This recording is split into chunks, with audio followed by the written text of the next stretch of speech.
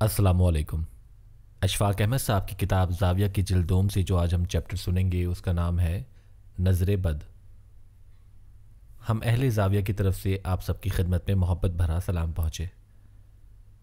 मैं एक थोड़े से दुखी दिल के साथ तबीयत पर बोझ लेकर आपसे बात कर रहा हूँ और उम्मीद है कि आप भी मेरे इस दुख में शिरकत फरमाएंगे।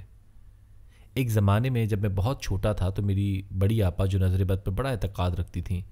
मैं उस वक्त बावस्फ़ के बहुत छोटा था और मैं भी नज़र वज़र को कोई ख़ास अहमियत नहीं देता था, लेकिन चूँकि मेरे बड़े भाई मुझे सैर के लिए अपने साथ ले जाते थे और मैं नीली नेकर पहनकर अपने सुनहरे बालों के साथ बावा सा बना हुआ सा साथ चलता था, तो मेरी बड़ी आपा कहती थी कि ठहरो, मैं इसके माथे पर थोड़ी कालक लगा दूं कि कहीं नज़र ना लग जाए। लेकिन मैं उनके इस अमल से बड़ा घबराता था। कई घरानों में नज़र बद को बड़ी अहमियत दी जाती है। मैं कालक लगाने से घबराता कि मेरे माथे पर कालक क्यों लगाई जाती है। मेरी छोटी आपा इस पर कोई यकीन नहीं रखती थी और जैसे जैसे मैं बड़ा होता गया तो मुझे पता चला कि ये माथे पर कालक नहीं लगाते बल्कि इस तरीके से नज़र उतारी जाती है।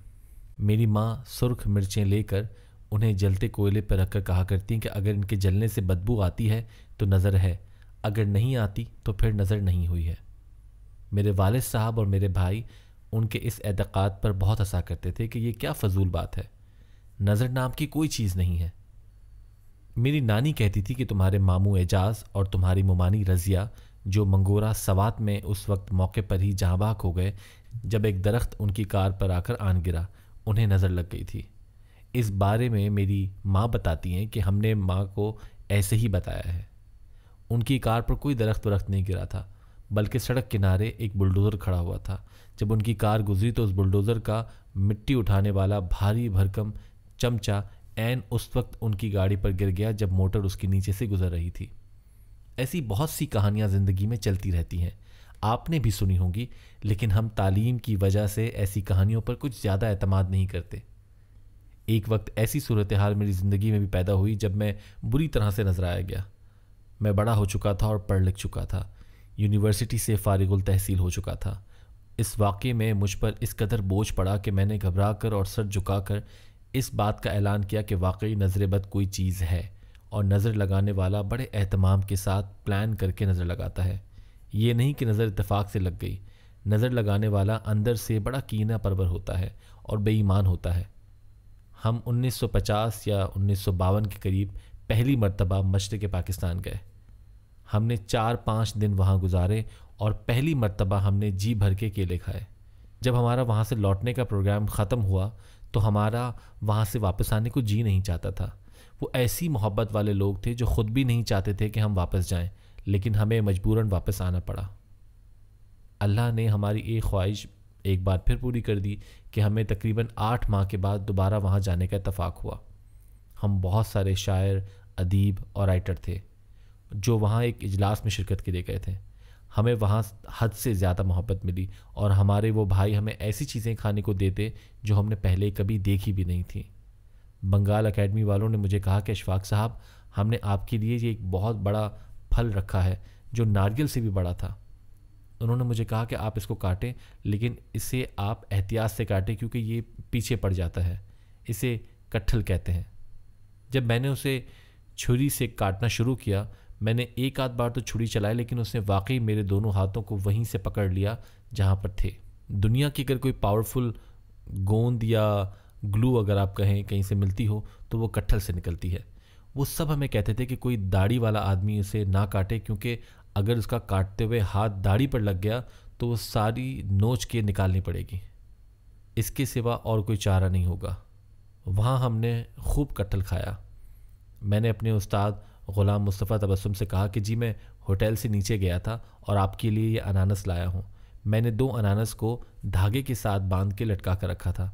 वो कहने लगे, इनको क्यों लेकर आया? मैंने कहा, सर यहाँ आए हैं तो अनानस तो खाएंगे। वो पूछने लगे कि कितने के आए? मैंने जवाब दिया, जी 1 रुपया 10 आने के ये 2 अनानस हैं। वो गुस्से में आकर कहने लगे कि इसे काटेगा तेरा बाप? हमको तो पता ही नहीं कि इन्हें कैसे काटा जाता है। मैंने कहा, जी मैं वो भी तय करके लगा के आया हूँ। अभी होटल में काम करने वाला लड़का ऊपर आएगा और वो 2 मज़ीद अनानस भी ला रहा है। वो कहने लगे, अरे बर्बाद हो जाएंगे। मैंने कहा, जनाब इन्हें फ्रिज में रखेंगे اور شوق سے کھائیں گے. ایسا موقع بار بار کہاں ملتا ہے. چنانچہ وہ لڑکا آیا, اس نے کاٹ کے تشتری میں رکھ دیے. ہمارے وہاں قیام کے وقت ہمارے لیے اور ہمارے پیارے میزبانوں کے لیے یہ ایک عید کا سا سما تھا. وہاں محبت کی اتنی بڑی دنیا آباد ہو گئی تھی کہ میں نے اپنی زندگی میں اس سے پہلے محبت کا ایسا مظہر نہیں دیکھا تھا. وہاں پر ایک بی بی جس کا اوما نام تھا, اس نے ہمیں علامہ اقبال رحمۃ اللہ علیہ کی نظم پھر چراغ لالا سے روشن ہوئے کوہ دمن, مجھ کو پھر افسانوں پہ اکسانے لگا مرغے چمن سنائی.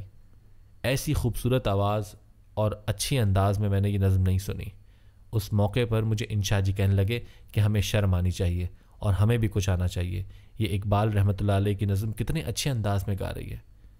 ہم نے اپنے بیٹے سے کہا کہ کیا یار ہمیں بھی کچھ گانا سکھا دو.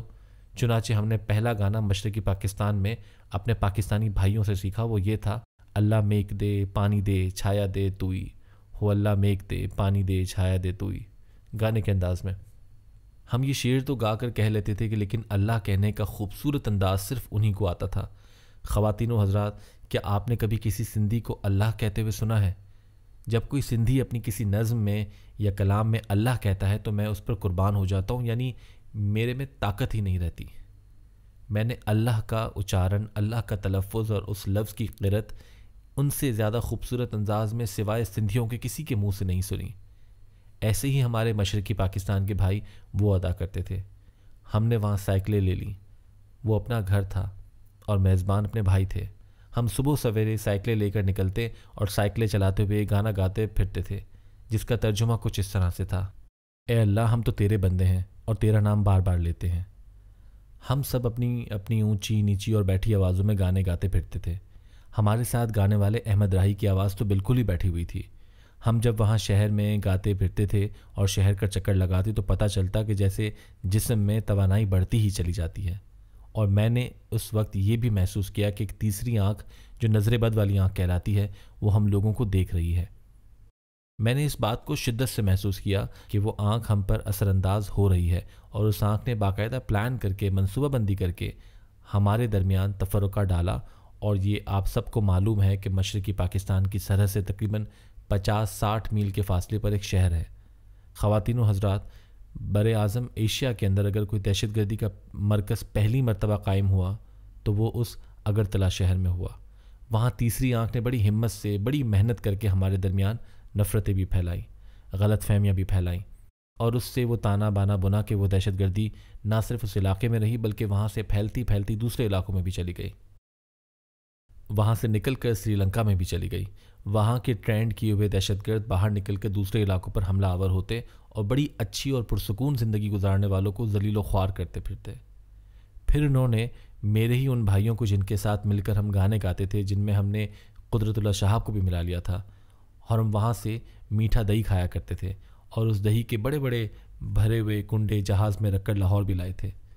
وہ اس دہی میں کھجور کا شیرہ ڈالتے ہیں, اور اس سے اچھی سویٹ ڈش میں نے پہلے یقیناً نہیں کھائی تھی اور نہ آپ نے کھائی ہوگی. انہوں نے ان کے اور ہمارے دلوں میں غلط فہمیاں ڈال دیں, اور اس تیسری نظر بد والی آنکھ نے وہیں سے ہمارے اپنے دوستوں, جاننے اور چاہنے والوں اور ہماری جان و جگر کو لیا اور ان کو مکتی بہانی کا نام دے کر ان کی ٹریننگ شروع کی, جس میں انڈین فورسز کے آدمی بھی تھے, اور انہوں نے بھی مکتی بہانی کی وردیاں پہن رکھی تھیں. اس تیسری آنکھ کو یہ خوف تھا کہ اگر ان دونوں مشرقی اور مغربی پاکستان کے درمیان محبت اور یگانگت بڑھتی رہی اور یہ ایک دوسرے کے اس شدت کے ساتھ قریب آتے رہے اور دین کے رشتے کے بعد یہ ثقافتی رشتوں میں بھی مزید بنتے چلے گئے, تو پھر ہمیں انہیں ایک دوسرے سے علیحدہ کرنا, نکھیڑنا بڑا مشکل ہو جائے گا. چنانچہ انہوں نے منصوبہ بندی کر کے اور دنیا کے دوسرے ملکوں کو ساتھ ملا کے یہ پروگرام بنایا کہ کسی نہ کسی طرح سے اس رشتے کو توڑ دیا جائے. انہوں نے جو سب سے بڑا کام کیا وہ یہ تھا کہ اس تیسری نظر بد والی آنکھ نے ہمیں اپنی ہی نگاہوں میں پامال بھی کر دیا, شرمندہ کر دیا, سارا بوجھ اور الزام اٹھا کر ہمارے اوپر رکھ دیا, اور ہم وہ سارا بوجھ ابھی تک اٹھائے پھرتے ہیں. یہ ان کا بہت بڑا کمال ہے. اس شرمندگی نے کس طرح سے آپ پر اور آپ کی نفسیات پر اثر ڈالا ہے یہ وہ لوگ بڑی اچھی طرح سے جانتے ہیں, لیکن ایشیا کے اور پاکستان کے لوگ نہیں جانتے. صرف ہندوستان کے لوگ ہی جانتے ہیں کہ دہشت گردی کا جو پہلا اڈا اور مرکز قائم ہوا وہ کہاں قائم ہوا تھا, جہاں سے دہشت گردی کی شاخیں پھوٹی تھیں. جب آپ دہشت گردی کا نام لیتے ہیں اور دہشت گردی کی بات کرتے ہیں تو ان کا پہلا مقام اگرتلا ہی تھا، اور وہ دہشت گردی کا پودا اب تک پھیلتا جا رہا ہے۔ حیرانی کی بات یہ ہے کہ ہم جو مظلوم و مقہور ہیں، جن پر ظلم کیا گیا ہے، اور پوری دنیا یا گلوب میں پاکستان واحد ملک ہے جو دہشت گردی کا شکار ہوا اور اس کا ایک حصہ دہشت گردی کے زور پر جدا ہو گیا۔ یہ نظر بد یوں ہی نہیں لگ جاتی، اس کے لیے خاص منصوبہ بندی کرنی پڑتی ہے۔ ہم جو بھائی آپس میں ملتے تھے، جھپیاں ڈالتے تھے، مل کر کبھی سر میں اور کبھی بے سرے ہو کر گاتے تھے، وہ سارے کے سارے ملیا میٹ ہو گئے۔ اس موقع پر اشفاق احمد بنگلہ زبان میں کوئی محبت اور دوستی کا گیت گاتے ہیں۔ اب لوگ چلے تو پھرتے ہیں اور ابلاغ کا ایسا زور ہے کہ بہت سے لوگ سچ مچ یہ ماننے لگے ہیں کہ شاید پاکستانی بھی دہشت گرد ہیں۔ ہمیں ہر روز دہشت گرد باور کرایا جاتا ہے اور ہم ہر روز شرمندگی کی آنکھوں پر اپنی لجاجت کا ہاتھ رکھ کر گھروں میں داخل ہوتے ہیں اور باہر نکلتے ہیں۔ یہ آخر کیسے اور کس طرح سے ہو گیا؟ اب پھر کون سا ایسا گانا اور ترانہ گایا جائے گا کہ ہمیں اس بات کا احساس نہ رہے؟ ہم ایک بڑی پوری اور زندہ قوم ہیں اور ہم نیوکلیئر پاور ہیں، کسی سے کمتر نہیں ہیں۔ میں اب کس بابے کو جا کر ملوں کہ وہ میرے ملک کے بندوں کے دل سے شکوک و شبہات نکال دے؟ مجھے ہالینڈ میں ایک بھارتی دوست ملے۔ میں نے کہا کہ وہ ایک ظلم تو تم نے کیا اور کمال اور بڑی چالاکی کے ساتھ کیا، لیکن یہ فن تم نے کس طرح سے ہماری اجتماعی زندگیوں پر اپلائی کیا کہ ہم خود کو ذمہ دار سمجھنے لگے۔ وہ کہنے لگے کہ اگر ہم یہ کمال آپ کو بتا دیں تو پھر ہمارے پاس کیا رہ جائے گا؟ ہم اب بھی کوشش کریں گے اور کرتے رہیں گے اور آپ کو چین سے نہیں بیٹھنے دیں گے۔ یہ ہمارا منتہائی مقصود ہے۔ اس نے مجھ سے یہ بھی کہا کہ اگر پاکستان جغرافیائی طور پر ہندوستان سے دور ہو یا مثال کے طور پر انڈونیشیا کے قریب ہو تو پھر ساری دنیا اس ملک کو ترقی کی منازل طے کرتے ہوئے دیکھے۔ اب یہ ایسی جگہ پر پھنس گیا ہے کہ ایک ایسے ظالم پڑوسی کے چنگل میں آ گیا ہے کہ یہ جسمانی طور پر تو شاید طاقتور رہے گا اور ہے بھی، لیکن نفسیاتی طور پر اس شرمندگی سے نہیں نکل سکتا جس میں اسے مبتلا کر دیا گیا ہے۔ نظر اور نظر بد کے کئی ایک پہلو ہوتے ہیں۔ میں اس کو تسلیم نہیں کرتا تھا اور ماتھے پر کالک لگانے کے فلسفے کو نہیں مانتا تھا، اب مان گیا ہوں۔ چٹاگانگ میں دریائے ہگلی کے کنارے ایک بزرگ معیز الدین شازی رحمۃ اللہ علیہ تھے۔ وہاں انہوں نے کٹیا ڈالی ہوئی تھی۔ ہم سب ان کو سلام کرنے گئے۔ اس زمانے میں نظر بد کے معاملے کو نہیں مانتا تھا۔ وہ ہم سے بڑی محبت سے ملے، سوکھے اور دبلے سے تھے۔ ان میں روحانی طاقت ظاہری طور پر نظر آتی تھی اور بڑی شائستہ گفتگو کرتے تھے۔ ہم سے دین، ایمان اور یکجہتی کی باتیں کرتے رہے۔ ہم جب اجازت لے کر جانے لگے تو انہوں نے اپنی انگلی سے ہمارے ماتھے کے اوپر ایسے کچھ لکھا۔ ہم اس کو نہیں مانتے تھے، لیکن جب ایک بزرگ محبت سے ایسا کر رہا تھا تو ہم کیسے انکار سکتے تھے؟ اب ابن انشا نے کہا کہ میں نہیں لکھواتا، اور وہ ایک طرف ہو کر کھڑے ہو گئے۔ جمیل الدین علی نے کہا کہ میں نے لکھوا تو لیا ہے لیکن میں اسے مانتا نہیں۔ میں نے کہا کہ نہیں جی، میں لکھوا بھی لیتا ہوں اور مان بھی لیتا ہوں، اور میں سمجھتا ہوں کہ اس کی بڑی برکت تھی۔ میں بعد میں بھی ان کی خدمت میں حاضر ہوتا رہا۔ ایک بار چٹاگانگ میں فیض احمد فیض سے ملا تو انہوں نے کہا کہ اشفاق، میں تجھے ایک دنیا کی مزیدار ترین آئس کریم کھلاتا ہوں، اور انہوں نے ایسی آئس کریم لا کر دی جو ہم نے واقعی پہلے کبھی نہیں کھائی تھی۔ میری بیوی نے کھاتے ہی کہا کہ اشفاق صاحب، دودھ دہی تو ہمارے ملک میں بھی ہوتا ہے، یہ اتنی مزیدار آئس کریم یہاں کیسے بنتی ہے؟ اس پر فیض احمد فیض کہنے لگے کہ سارا دودھ دہی تو تم کھا جاتے ہو، آئس کریم کیسے بنے؟ میں نے آئس کریم کھلانے پر ان کا شکریہ ادا کیا اور کہا کہ آئیں، میں اب آپ کو ایک بابے سے ملواتا ہوں۔ وہ بھی بڑی محبت کے ساتھ چل پڑے۔ اب میں عمر کے اس حصے میں جب ان باتوں کو، اپنے اس ملک اور بھائیوں کو سوچتا ہوں تو میرے دل میں یہ بات آتی ہے کہ جتنا بڑا ظلم ہماری ذات پر بھائیوں سے جدائی کی صورت میں ہوا، اس سے بڑا ظلم قرار عرض پر کسی قوم پر نہیں ہوا، اور پھر صورتحال ایسی ہے کہ چور چتر بھی بن گیا ہے۔ میری دعا ہے کہ اللہ ہم سب کو آسانیاں عطا فرمائے اور آسانیاں تقسیم کرنے کا شرف عطا فرمائے۔